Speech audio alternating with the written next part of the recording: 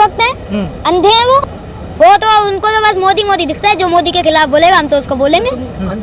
मुझे तो सही को सही कहना है, गलत को गलत कहना है। मीडिया क्यों नाम दिया गया आपको पता है?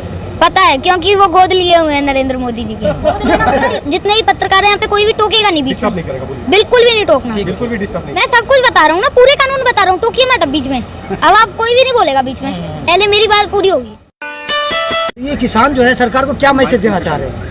ये देना चाह रहे हैं कि आप अगर संसद में सही फैसले नहीं करोगे तो किसानों को अपनी संसद खोलनी पड़ेगी। तो किसान संसद तो खोल चुके हैं, स्पीकर भी बैठा चुके हैं। हाँ तो क्या जो दूसरा स्पीकर बैठे हुए हैं क्या उनको सुन रहे हैं? क्या वो किसान की बात मानेंगे आने वाले वक्त में? जरूर मानेंगे, इनको मानना पड़ेगा। अगर ये नहीं मानेंगे तो हम तो यहाँ पे ही बैठे रहेंगे। कर लो जो कर सकते हो, हम तो यहाँ पे ही बैठे रहेंगे। अगर ये कानून वापस नहीं करेंगे और एमएसपी की गारंटी नहीं देंगे तो हम यहाँ से नहीं हटने वाले। साफ साफ कह रहा हूँ मैं। क्यों पढ़ाई लिखाई नहीं करनी है, आंदोलन नहीं करना है? क्या ऑनलाइन क्लास चल रही है, कहीं भी बैठ जाओ, फोन लो, बुक्स पास रखते ही हैं, बुक्स को अपने साथ रखो, लगाया फोन, क्लास ली, बुक्स से जो भी पढ़ाई करनी है करी, जो कॉपी में लिखना है लिखा, बस अपना काम करो। तो आपने आपदा को अवसर बना दिया है। बिल्कुल कर दिया है। अगर इतना अच्छा है, अगर हम ऑनलाइन क्लास ले सकते हैं तो लेंगे। अच्छा, किसान बार बार ये कहते हैं कि अगर बिल वापसी नहीं तो घर वापसी नहीं, 24 तक बैठेंगे। हाँ। तो आपको नहीं लगता कि किसानों का बहुत ज्यादा नुकसान हो जाएगा 24 तक? कुछ नहीं होगा, किसान अपने हकों की सही को सही कहेगा, गलत को गलत कहेगा।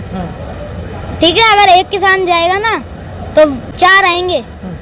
अगर एक अपना खेत पे जाता है तो उसके उधर गांव से 4 आएंगे लोग। आप अभी से जुड़ चुके हैं, मतलब आप छोटे हैं, जैसे बचपन लोग बोलते हैं, लेकिन कुछ लोग कहते हैं कि जो यहाँ लोग बैठे हुए हैं, इन लोगों को जो कांग्रेस है और दूसरी पार्टी है वो फंडिंग कर रही है। हाँ। इसमें आपका क्या सोचते हैं इस बात को लेकर? देखिए फंडिंग, देखिए कुछ नहीं है। अगर वो यहाँ पे आके देखें, मुझे एक वीडियो दिखा दे जहाँ पे फंड ले रहे हो, जहाँ पे पैसा ले रहे हो किसान, कांग्रेस से कोई और पार्टी से, मुझे वीडियो दिखा दो। लेकिन जो भक्त लोग हैं वो आप पे तो आरोप लगाते हैं ना ये सब चीज का। हाँ जी, वो भक्त हैं, अंधभक्त हैं, अंधे हैं वो तो उनको तो बस मोदी मोदी दिखता है। जो मोदी के खिलाफ बोलेगा हम तो उसको बोलेंगे। अंधभक्त पता है किसको कहते हैं? पता है, क्या होता है अंधभक्त? ये जो अंधा हो जाता है, बस उसको तो जिसकी भक्ति कर रहा है वही दिखता है।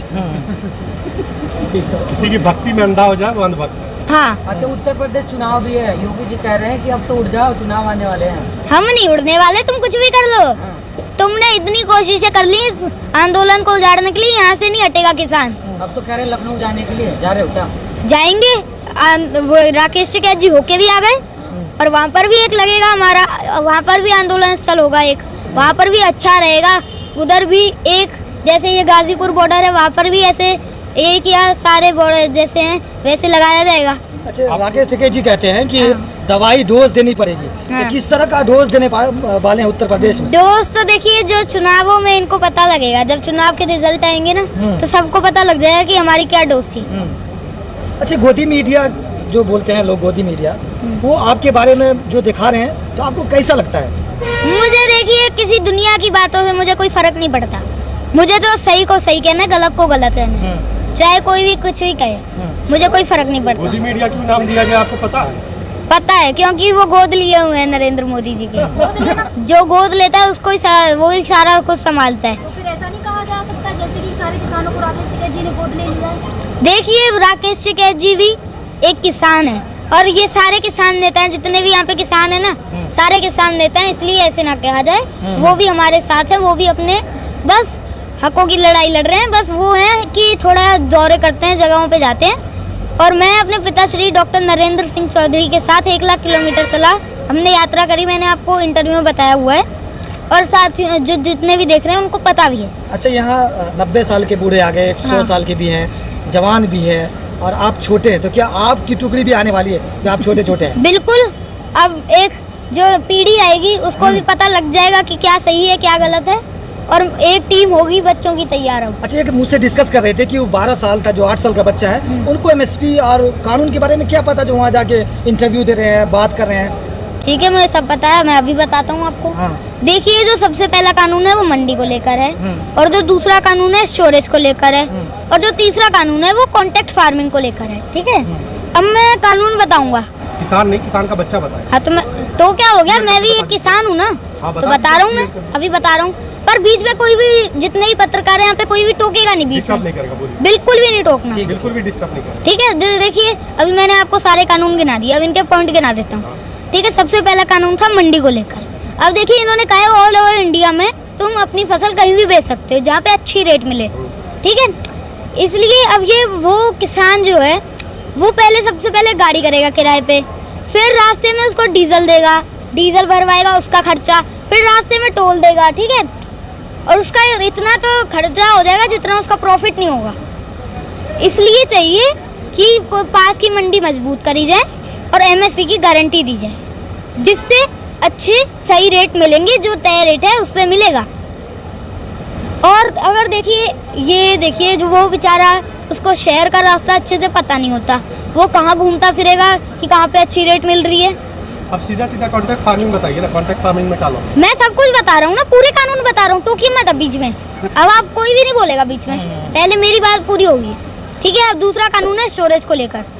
स्टोरेज देखिए, पहले एक लिमिट थी कि इतना आप स्टोर कर सकते हैं, अब वो लिमिट हटा दी गई है। अब कहते हैं कि आप जितना मर्जी जाए स्टोर कर सकते हैं। ना आपके पास इतना पैसा है, ना मेरे पास है, ना आम आदमी के पास इतना पैसा है कि वो पूरा सारी फसल स्टोर कर ले। तो ये किसके पास है इतना पैसा? बड़े बड़े उद्योगपतियों के पास।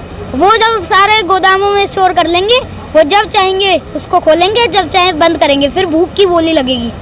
जैसे शैम्पू के पैकेटों में मिलता है ना, वो शैम्पू 1-1 रुपए का, 2-2 रुपए का, ऐसे बिकेगा। फिर आटा ऐसे बिकेगी चीज़ें किसान की उगाई हुई। अब देखिए, अब मैं कॉन्ट्रैक्ट फार्मिंग का बताता हूँ। अब जो कंपनी है और एक जैसे किसान है, इन दोनों के बीच में कॉन्ट्रैक्ट होगा एक, और उस जो कागज़ होगा उसमें लिखा होगा कि जो आपकी रेट की, जो फसल की आपकी रेट तय है उस पे आपको मिलेगा, आपकी फसल बेचेंगे उस पे मिलेगा आपको। ठीक है, अब जो किसान कॉन्ट्रैक्ट फार्मिंग नहीं करना चाहता, ठीक है, या तो फिर वो मंडी में भटकता रहेगा कि भाई मुझे कहीं रेट चाहिए मुझे अच्छी।